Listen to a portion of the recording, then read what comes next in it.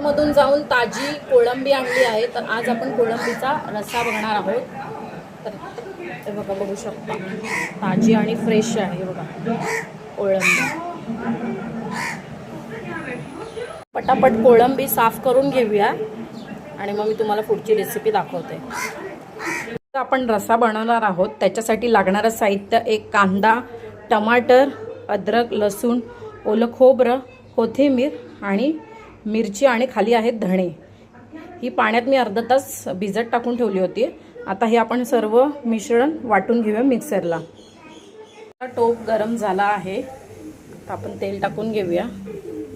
ते आपण कोळंबीचा रस्सा बनवत आहोत.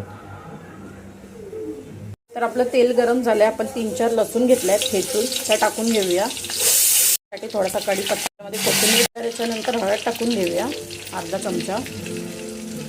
हे वाटण केलं होतं ना, मिरची, खोबरं, कांदा, टमाटर, कोथिंबीर, अद्रक, लसूण, तर ते पण आपण फोडणीमध्ये टाकून घेऊया आपल्या.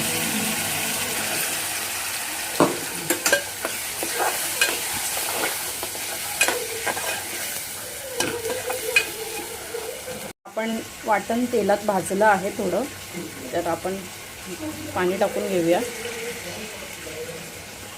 किती पातळ किती घट्ट आहे त्यानुसार आपण ह्याच्यामध्ये पाणी टाकणार आहोत.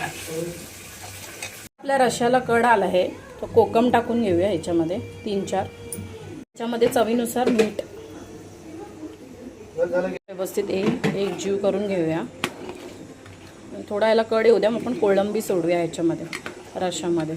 हे बघा, आपल्या इथे रश्श्याला आला कड, तर ह्याच्यामध्ये कोळंबी सोडून घेऊया बघा हळूहळू. आता याला 10-15 मिनटं ठेवूया.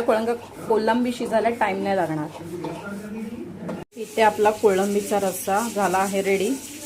तर आपण एका सर्विंग बाउलमध्ये काढून घेऊया. जर तुम्हाला ही रेसिपी आवडली तर तुम्ही जाऊन माझ्या चॅनलला सबस्क्राईब करा आणि कमेंट करायला विसरू नका. तर हे बघा मस्त कोळंबी, हे बघा कोळंबी गरम गरम भातासोबत खाऊ शकता तुम्ही. आज आपण बघितली होती कोळंबीची रेसिपी. आज बनवलं होतं कोळंबीचा रस्सा. हा आहे गरमागरम भात, मच्छी फ्राय आणि कांदाने लिंबू आणि आहे ज्वारीची भाकरी. तर असा आहे आजचा मेनू. तर तुम्हाला ही रेसिपी आवडली असेल तर जाऊन माझ्या पेजला फॉलो करा. बाय.